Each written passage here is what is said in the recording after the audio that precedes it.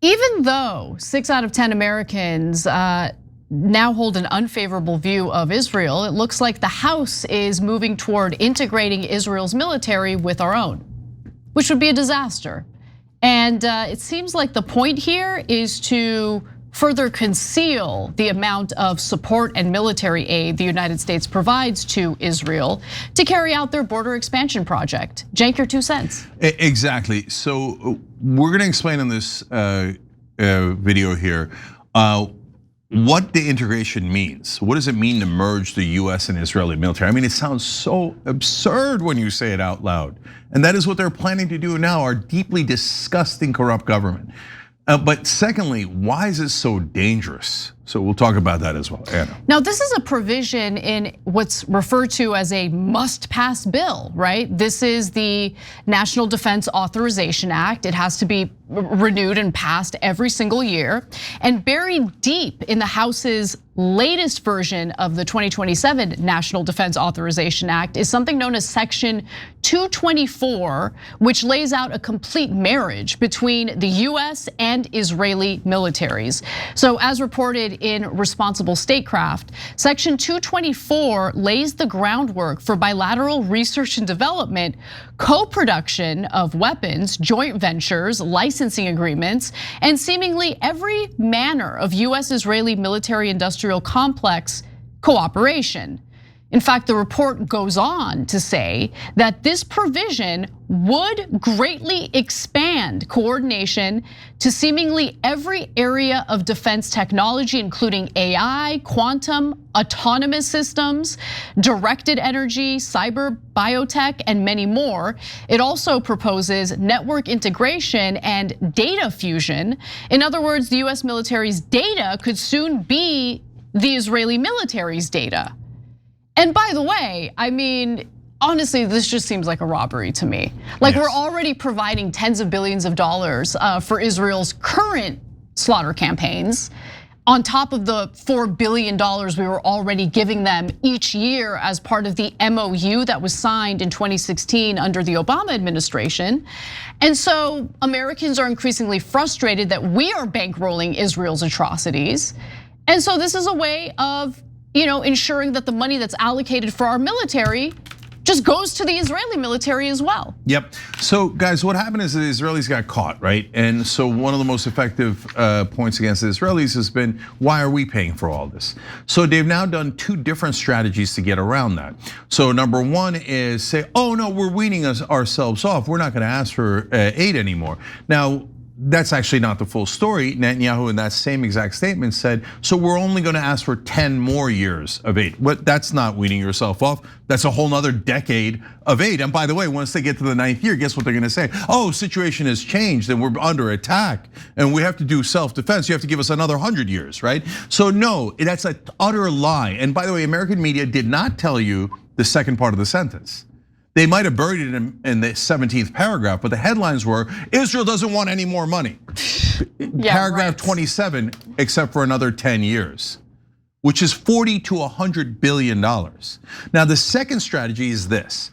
Oh, we are not taking money anymore, wink. Instead, we're just gonna take your whole military.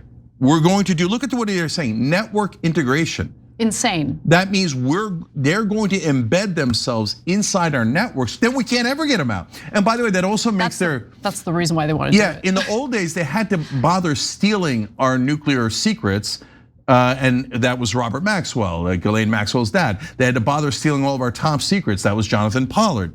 Now they don't have to bother. They're going to get integrated into our network. They're going to take all of our secrets, including AI. So that means whatever dangerous AI program we've got in our military, Israel will have in their military. And then God knows what the Israelis do with that kind of technology. And then if that wasn't enough, data fusion. So all of our data will be fused together, so then you can't extract the Israelis from it. So they're coming to get the entire US military expertise, knowledge, systems, weapons, etc., under the guise of, we are not taking money anymore. And you know how many mainstream media outlets have covered this? As far as I can tell, 0. Because they don't find it controversial. They're like, Israelis taking over our military? Well, of course, only anti-Semites would disagree with that. And in Congress, look, guys, look, this can't pass.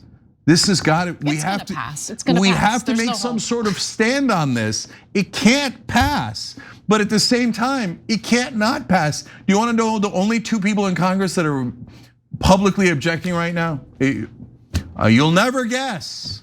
Ro Khanna, Tom Massey. Okay, I need to understand where the F are the progressive members of the House. Where are they? So let's see how they I react get to this. AOC's keeping her powder dry. I see you, homegirl. I know you're looking forward to a presidential run, which I think is literally insane, okay? Can you do something for once in your life that actually matters? You know, in the position, this amazing position of power that you have. I mean, this woman will like literally breathe a little heavy and everyone wants to cover it in the media. So obviously she has the bully pulpit. How about you speak out? So look, the proof is in the pudding. So no matter what you think of the past, right now, this would totally integrate Israel into our military in a way that we cannot extract them from. It's a disaster. It is unacceptable. There is no progressive who thinks this is acceptable. Quick question, when was the last time you went to bed before midnight without your phone lighting up your face? It turns out if you've got the news cycle on a loop in your head, it's harder to fall asleep. Here's what's actually happening. The stress, the screen time, the doom scrolling spiral, it raises your core body temperature. And a body that's too warm cannot get into deep sleep. You're not just tired because the news is exhausting, you're tired because your body never actually recovered. The good news is science has a real answer, and it's simpler than you think. Your bed temperature. Enter ChiliPad 2.0 by Sleep Me, the water-based mattress topper that actively controls your bed temperature from 55 to 115 degrees all night long. No new mattress, no renovation. It actively cools just using water. Fans only move hot air around. ChiliPad actually pulls heat away from your body, precise, consistent comfort, and the new nightstand remote senses when you get into bed and kicks on automatically. Dual zones mean you and your partner each set your own temperature, no subscriptions needed, you get a 2-year warranty, and they're designed and assembled in the USA. Look, I'm up late doom scrolling with the rest of you. Getting my sleep environment under control changed everything, so give it a try. Visit www.sleep.me/TYT to get up to $255 off your ChiliPad 2.0 with code TYT. That's www.sleep.me/TYT. Free shipping, free returns, and a 30-night trial so you can test it out, dream big, and wake up better. The headlines will still be there in the morning. You might as well wake up ready for them.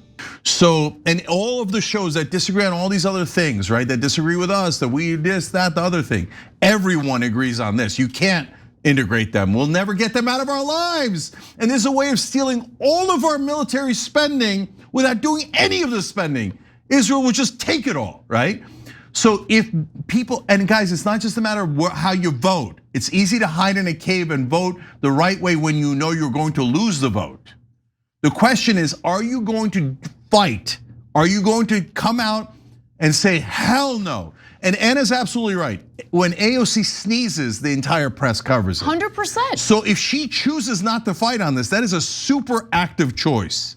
Dude, and that is true of Greg Casar, who's the head of the Progressive Caucus. That's true of everyone in Congress. All of them. Jayapal, et cetera, every one of them, right? If they choose not to fight on this, not just the Democratic establishment, but that will mean that everyone outside of Roe, because Roe is already on the board, but anyone who's on the board, great, we'll show you, right?